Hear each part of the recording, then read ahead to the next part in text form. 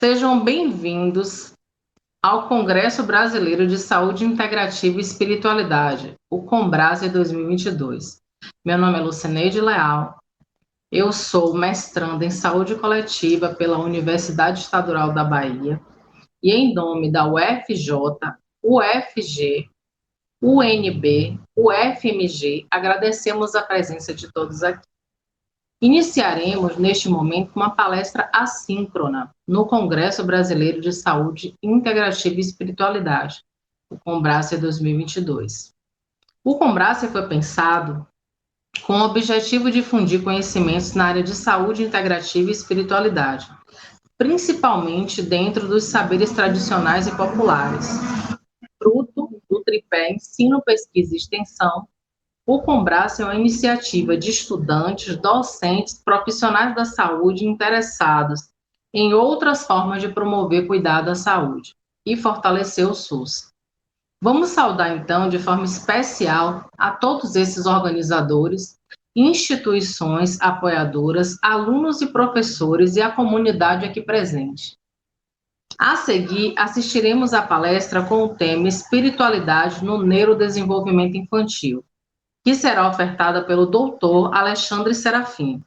Lembramos que, caso você seja congressista no Combrase 2022, no decorrer da palestra aparecerá uma palavra-chave, que você deve anotá-la e inseri-la no formulário eletrônico que está na descrição do vídeo. O formulário ficará aberto até o dia 27 de agosto de 2022. Assim saberemos que você esteve aqui e emitiremos o seu certificado. Participe da programação. A sua participação compõe o leque de atividades que será responsável para que você logre o seu certificado ao final. Desejamos a você uma excelente palestra e agora passo a palavra a você, professor Dr. Alexandre. Seja muito bem-vindo. Saudações a todos que participam desse maravilhoso congresso. Fico muito honrado e muito feliz pelo convite da comissão, em poder falar um pouquinho na minha área, especificamente de neurologia, associando isso às questões do neurodesenvolvimento e da espiritualidade. Eu sou professor da Universidade de Taubaté, sou coordenador da disciplina de Medicina e Espiritualidade, e também professor assistente da disciplina de Pediatria. E nós vamos falar um pouquinho sobre as questões aí do desenvolvimento e espiritualidade na questão da criança. É um tema importante porque é muito pouco abordado a questão da espiritualidade na área infantil. E nós sabemos que a criança, nos primeiros anos de vida, o desenvolvimento cerebral é muito rápido. E eles estão ali captando constantemente tudo o que acontece em seu meio, seja algo positivo, seja algo negativo, eles estão ali captando tudo. E nós sabemos que esse processo na primeira infância, que vai até 6 anos e 11 meses, poderá interferir com a vida dessa criança até a sua fase adulta. Então, a neurociência hoje vem mostrando a importância desse período no desenvolvimento da criança ao longo de toda a sua vida. Nós temos que prestar um pouco mais aí de atenção, então, nas questões que envolvem espiritualidade na infância. Vamos começar do começo, Vamos começar ali do desenvolvimento fetal. Será que temos aí algo importante no desenvolvimento fetal relacionado à espiritualidade? Nós temos aí um período de desenvolvimento da criança, do feto, é um período extremamente delicado, porque estão ocorrendo inúmeras situações como proliferação neural, migração neural, organização e diferenciação celular, conexões sinápticas, processo de mielinização. Tudo isso está acontecendo nesse processo de aquisição e desenvolvimento durante o período gestacional. Então, esse período gestacional, ele é um período de extrema importância, onde fatores maternos, por exemplo, hipertensão, diabetes, uso de drogas, infecções, desnutrição, podem interferir com esse mecanismo de desenvolvimento neurológico do feto. Antigamente não se considerava muito aí as questões associadas ao estresse emocional e psicológico da gestante. Atualmente, a partir dos estudos, principalmente de ultrassonografia morfológica, esse aspecto começou a ser um aspecto mais valorizado. Um entendimento um pouco diferente de como as questões psíquicas maternas podem interferir aí com o desenvolvimento do feto, com mecanismos estudados hoje na era da epigenética. Nós temos que hoje um estudo interessante mostrando a resposta do corpo ao estresse.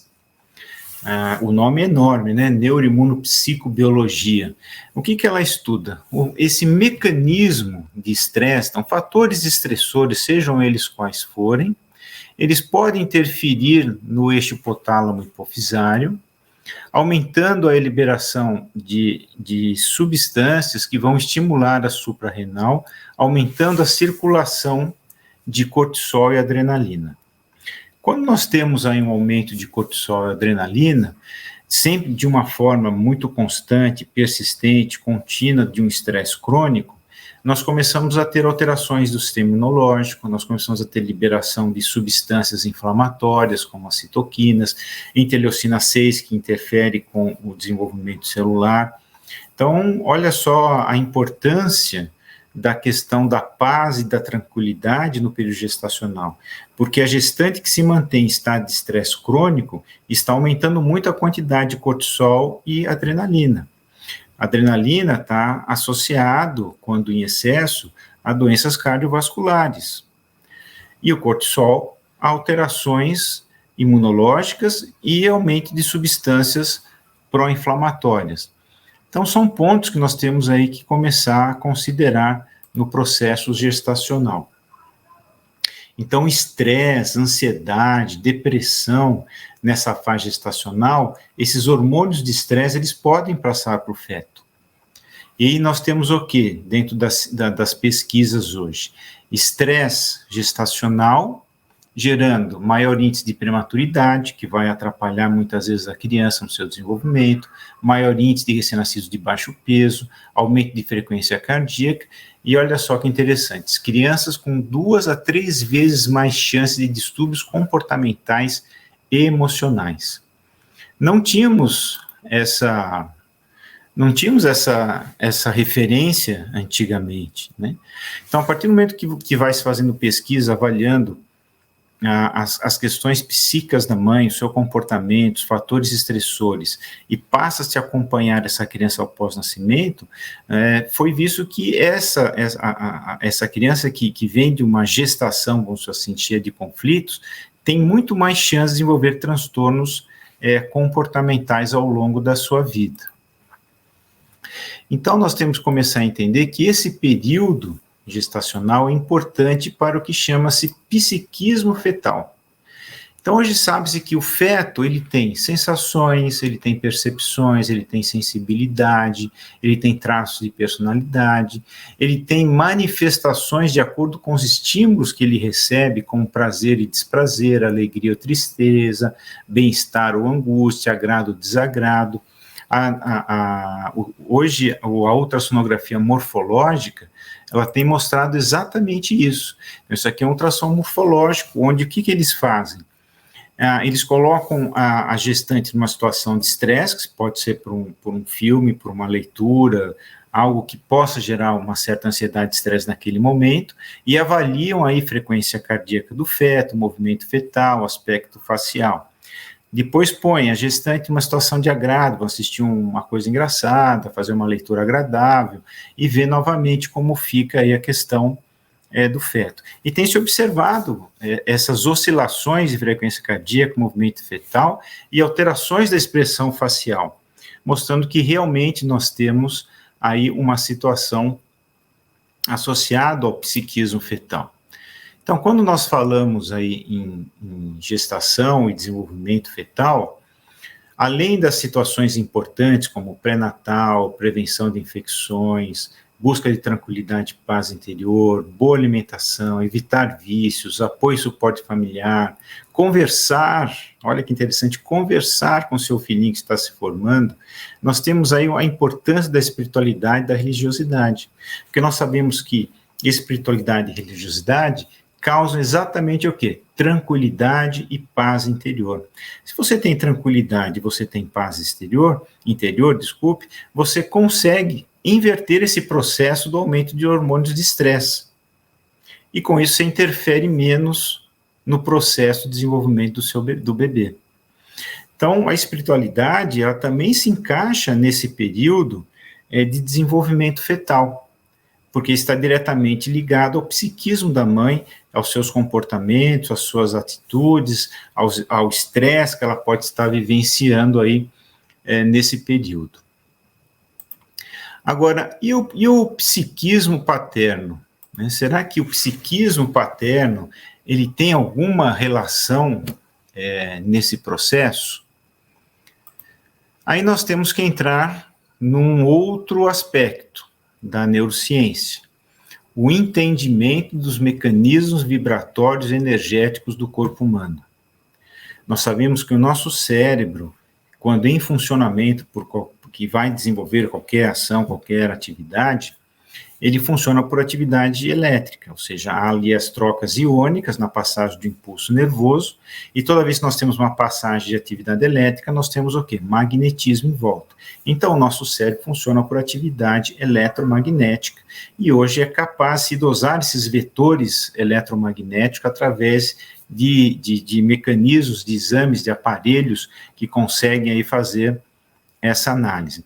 Então, o nosso cérebro tem uma capacidade de emissão de atividade eletromagnética, que é dosado hoje em dia.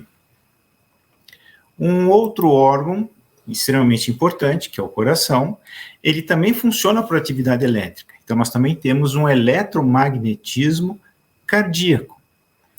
E nós temos equipamentos de medição hoje que avaliam essas oscilações do eletromagnetismo cardíaco e do eletromagnetismo cerebral. E isso está nos mostrando uma coisa interessante. Nós temos um campo energético humano. Então, de acordo com os nossos pensamentos, de acordo com as nossas vontades, de acordo com os nossos desejos, de acordo com os nossos comportamentos, nós vamos emitir atividade eletromagnética em vibrações diferentes. E olha só que interessante aí uma pesquisa onde eles fizeram o seguinte: eles pegaram um fragmento de DNA e puseram em microscopia eletrônica e também monitorização eletrocardiográfica. E colocavam também a pessoa nessas situações ou de estresse ou numa situação de agrado, de conforto. E viram conforme essa pessoa ia das situações de agravo, de estresse, até situações de prazer, vamos dizer assim, havia mudanças na atividade eletromagnética cardíaca, no ritmo cardíaco, concomitantemente a isso, havia alteração na curvatura daquele fragmento de DNA. Mostrando, então, dentro dessa pesquisa, que os nossos sentimentos, nossos pensamentos mudam a nossa atividade eletromagnética, e isso pode interferir aí com o processo com uma estrutura material, como um fragmento de DNA.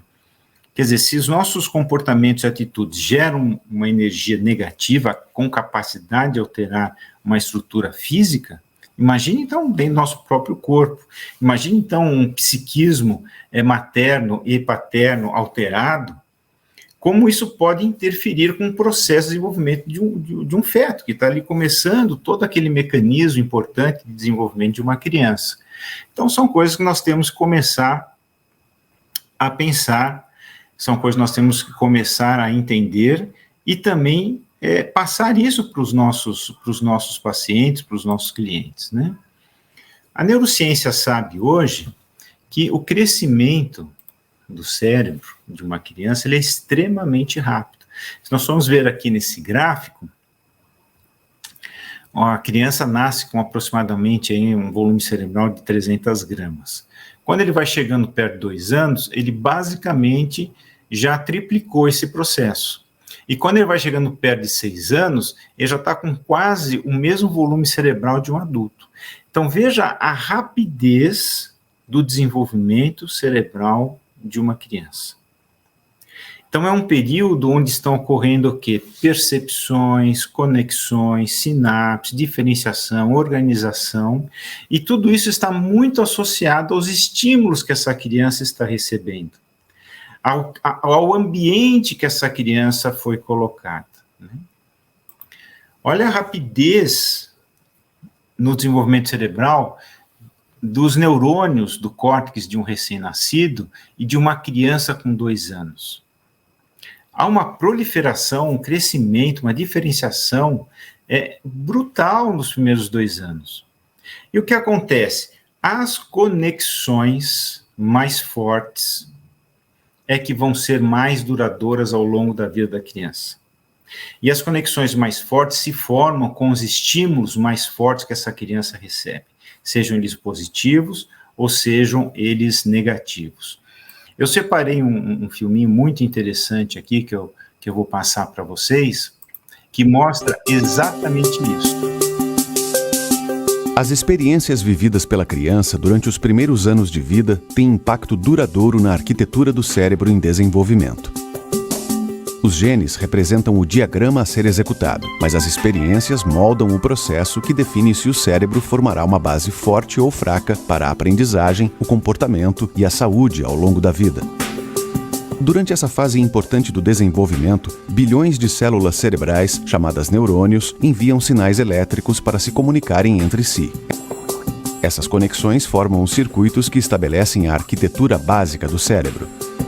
Circuitos e conexões se multiplicam rapidamente e se fortalecem por meio do uso frequente. Nossas experiências e o ambiente em que vivemos determinam quais circuitos e conexões são mais usados. As conexões mais usadas se fortalecem e se tornam permanentes, enquanto as conexões pouco usadas desaparecem através de um processo normal chamado poda. Circuitos muito usados criam vias expressas para os sinais elétricos percorrerem as diversas regiões do cérebro. Os circuitos simples se formam primeiro, constituindo a base sobre a qual os mais complexos serão formados depois. Através desse processo, os neurônios formam circuitos e conexões fortes para emoções, habilidades motoras, controle do comportamento, lógica, linguagem e memória. Tudo isso acontece durante os períodos iniciais do desenvolvimento. Com o uso repetido, os circuitos se tornam mais eficientes e se conectam mais rapidamente às outras áreas do cérebro.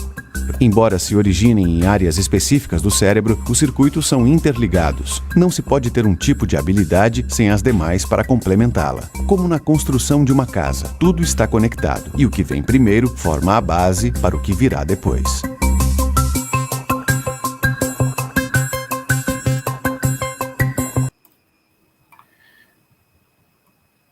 Então, meus amigos, vejam só que interessante, né? Essa relação que ele fez com o desenvolvimento de uma criança e a construção de uma casa é exatamente isso. Você só consegue ter uma casa de paredes sólidas e um telhado que resista a qualquer intempérie possível se você tiver uma base bem estruturada dessa casa. A mesma coisa a criança, você só vai fazer com que ele seja um adolescente ou um adulto de bem, vamos dizer assim, se você der uma base para essa criança. E as conexões que se formam por estímulos mais intensos são as duradouras, são as que ficam. Então nós temos que pensar assim, que tipo de estímulo eu gostaria de dar para essa criança para que ela se tornasse um homem de bem. Eu vi uma frase uma vez que eu achei muito interessante, né? É um ator desconhecido, né, onde ele fala o seguinte, o maior problema não é o mundo que vamos deixar para os nossos filhos, mas os filhos que vamos deixar para esse mundo. Por isso a importância do processo de educação e orientação das crianças já desde a primeira infância. E aí entra um outro mecanismo de estudo interessante, chama-se epigenética. A epigenética, ela vem surgindo depois do Projeto Genoma, mostrar que não há determinismo genético, onde fatores ambientais, hábitos de vida, hábitos sociais podem interferir com proteínas que fazem aquela amarração da cromatina, por exemplo, a histona. Então, eles podem afrouxar ou podem apertar mais a cromatina, e eles viram que esse mecanismo pode interferir com a expressão do gene sem alterar a sequência gênica. Ou seja, a sequência gênica é a mesma, mas as expressões são diferentes. E isso está relacionado a fatores ambientais, hábitos de vida, fatores sociais. Então, nós começamos a observar que a forma como eu me comporto, os meus mecanismos de geração de estresse, a forma como eu busco uma paz, um equilíbrio interno, ou até mesmo uma questão de espiritualidade, são fatores ambientais e hábitos de vida que podem interferir com a nossa expressão gênica. Imagina isso, então, numa criança, né? Esse trabalho aqui mostrou exatamente isso. Como um fator epigenético associado a diversidades do dia a dia, num fator estressor, pode interferir com estruturas cerebrais de uma criança, principalmente as amígdalas cerebrais, que produzem ali neurotransmissores importantes para motivação e comportamento. Eles viram o seguinte, que crianças que foram submetidas ou que passaram por muitas situações de estresse, não só no período gestacional, mas também no período neonatal e após, tinham alteração nas estruturas das amígdalas e tinham alterações comportamentais ao longo da sua vida. Então, esse estudo, ele mostrou muito bem a questão epigenética com fatores ambientais no desenvolvimento da criança, nas alterações comportamentais da criança.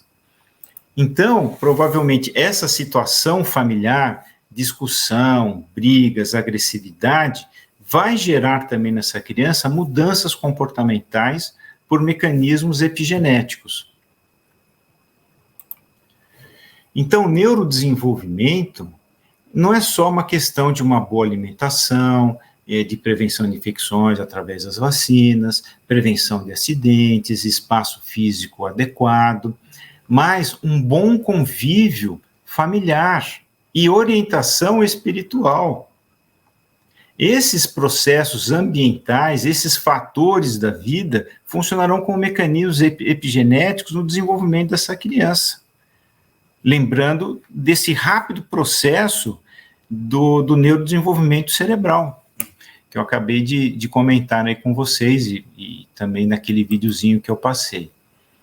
E olha só o que estão fazendo hoje, estudando dependência tecnológica. Hoje tem setor da psicologia para atendimento e tratamento de pessoas com dependência tecnológica. A evolução tecnológica é extremamente importante, né? É super importante, toda a evolução tecnológica que nós tivemos, nós temos que saber como lidar com ela.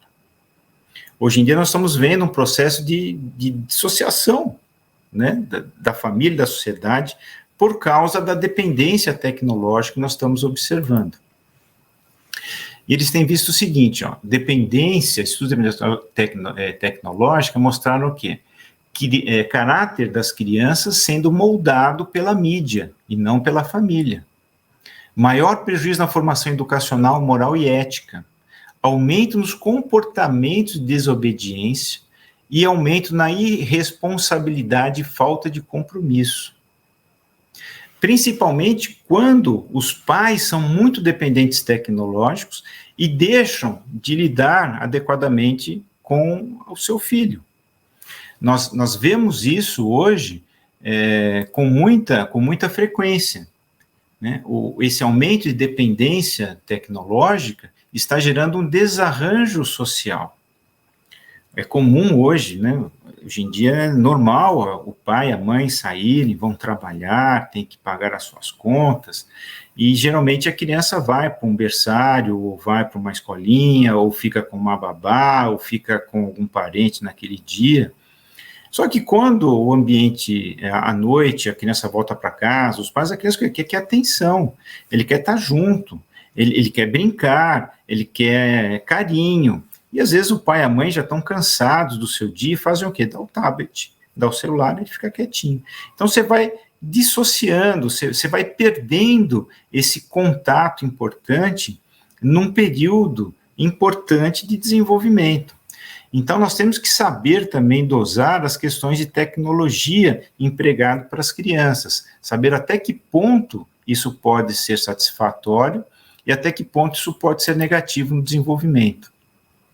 Hoje, estudos em psicologia mostram que crianças que são colocadas em situações como essa, de brincar na parte exterior, ter mais contato com outras crianças, estar num espaço mais arejado e melhor ambiente, tem mostrado que essas crianças, em relação às crianças que ficam só dentro do seu quarto ou da sua casa com tablet, computador ou seja lá com celular, essas crianças têm mais convívio social, mais harmonia, mais ambiente arejado, mais espaço para brincar, elas têm melhor percepção de tempo, melhor percepção visoespacial, melhor visualização de objetos em 3 dimensões, consciência geométrica, discriminação direita-esquerda, adaptação a movimentos e estabilidade emocional. Então, temos que dosar se eu quero causar um desarranjo social, familiar, eu quero gerar crianças com mais estabilidade emocional. Então, temos que ter esses pontos. Até que ponto eu posso deixar a tecnologia, até que ponto eu tenho que pôr essa criança para brincar e tenho que me relacionar com ela de forma também aí harmoniosa. E as crianças vitimizadas, hein? Por incrível que pareça, nós temos ainda muita criança vitimizada. Pode ser por violência física, violência sexual, violência psicológica, negligência, abandono. Essas situações de vitimização, elas são situações muito complicadas e difíceis, porque vão gerar na criança o quê? Mágoa. E mágoa é um fator estressor. E fatores estressores contínuos fazem aquilo que eu falei, aumenta o nível de cortisol circulante, de adrenalina, alteram o sistema imunológico, aumentam substâncias inflamatórias no corpo. Então, a criança que tem uma mágoa, por uma negligência, por uma violência, crianças que são vitimizadas, elas vão ter a mesma situação de estresse crônico do adulto, produzindo as mesmas substâncias estressoras que irão prejudicar o desenvolvimento de um órgão frágil ainda em que está em se desenvolvendo. Esse trabalho aqui mostrou exatamente isso. Crianças vitimizadas com menos de 3 anos tiveram maior comprometimento de desenvolvimento da memória, com prejuízo nas atividades escolares e sociais. Pode ser também um mecanismo epigenético. Esse trabalho, que foi publicado no Nelson em 2008, ele mostrou exatamente isso. Como crianças que tiveram relações positivas, assim, né, um lar harmonioso, equilíbrio, paz, como tem muito mais atividade das áreas frontais, que são áreas importantes para a formação social, para análise, para memória, para síntese, para julgamento, para comparação. É dali que saem todas as informações necessárias. Então, as crianças que tiveram relacionamentos mais positivos tinham muito mais ativação das áreas frontais do que as crianças que passaram por processos de negligência, seja ela qual for. E aí que entra esse mecanismo importante da espiritualidade. Aqui é um resumo de vários trabalhos mostrando como prece e meditação são favoráveis. Olha só, prece, meditação e frequência em atividades religiosas, independente da religião, geram melhor função imunológica, melhor função cardiovascular, diminuição de estresse, melhora de estado ansioso, melhora no estado de humor e autoestima, diminui tensão muscular, melhorando dores crônicas, gera paz espiritual e psicológica, melhor enfrentamento de doenças, melhor enfrentamento de propostas de vida, menos distúrbios psíquicos. Ou seja, quando eu permito à criança ter uma atividade do ponto de vista espiritual religiosa, como uma prece, como uma meditação, eu estou gerando enormes benefícios. Eu estou gerando melhor nas questões psíquicas dessa criança, melhor na situação imunológica, função cardiovascular. Então, é claro que eu vou ter aí um desenvolvimento melhor dessa criança quando nós entramos aí nessa situação de espiritualidade. Então, será que não é aí o momento de nós começarmos a refletir e pensar sobre introdução de espiritualidade no desenvolvimento da criança junto às famílias? Será que, sabendo de tudo isso que a ciência está nos mostrando, eu não posso orientar essa família quanto às questões espirituais no desenvolvimento da criança? É claro que eu tenho que fazer. A partir do momento que eu tenho publicações científicas nesse sentido, eu não posso me omitir a passar isso para as famílias na questão de orientação sobre o desenvolvimento das crianças, né? Esse trabalho feito numa escola em Florianópolis foi muito interessante. O que eles fizeram? Começaram a ensinar meditação para as crianças, e as crianças tinham o hábito de sempre, na aula de educação física, fazer um período de meditação. E eles viram o seguinte: depois de um período trabalhando meditação com as crianças, houve melhora na atenção, melhora na concentração, melhora no rendimento escolar e melhor convívio social entre as crianças daquela escola. Só por fazer meditação. Então, nós temos que considerar esses pontos hoje, né? Não sei se vocês já ouviram falar no Rupert Sheldrake. Ele cunhou aqui essa palavra, ressonância morfogenética, através dos seus trabalhos. O Rupert Sheldrake tem o seu site, ele é considerado um dos 10 cientistas mais importantes no mundo, e ele fez um trabalho muito interessante. Ele pegou, por exemplo, ratos, né, e pegou gaiolas diferentes de ratos, e ele colocava os ratinhos para fazer aquela experiência, se vai para um caminho toma choque, se vai para outro caminho ganha comida, e depois de um tempo que o rato toma choque, ele começa a ir só ali para o caminho onde ele vai ganhar comida. E aí ele trocava o ratinho, pegava o ratinho ali da mesma gaiolinha, punha lá, e ele percebia que o ratinho que vinha depois ia para a comida mais rápido do que o outro. E a prole desses ratinhos iam direto para a comida, sem terem passado pelo treinamento que o primeiro passou. E os ratos da outra gaiola, de uma outra linhagem, começaram a ter o mesmo comportamento, sem terem passado por uma experiência. Então, ele considerou que, provavelmente por mecanismos epigenéticos, há um processo de passagem de informações para as proles.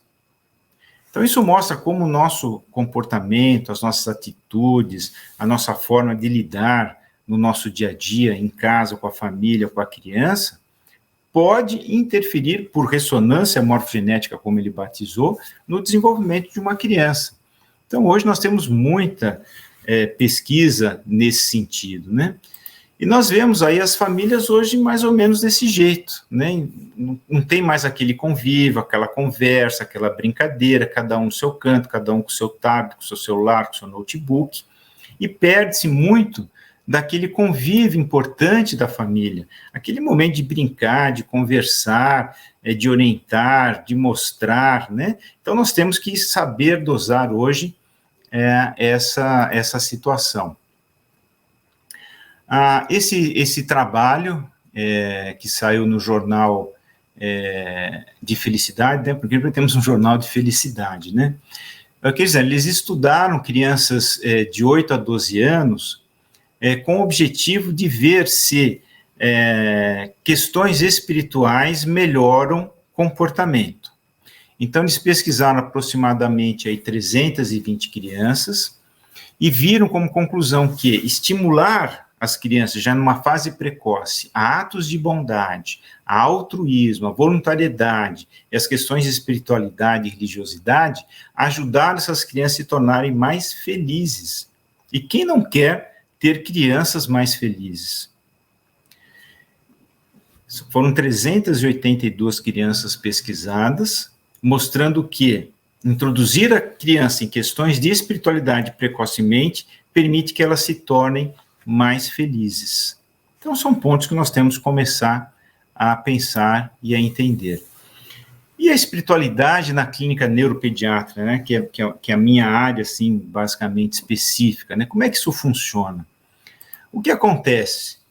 A grande maioria das pessoas, né, não estão esperando que seu filho vai ter um problema, vai ter uma lesão cerebral, vai nascer com uma síndrome X ou Y.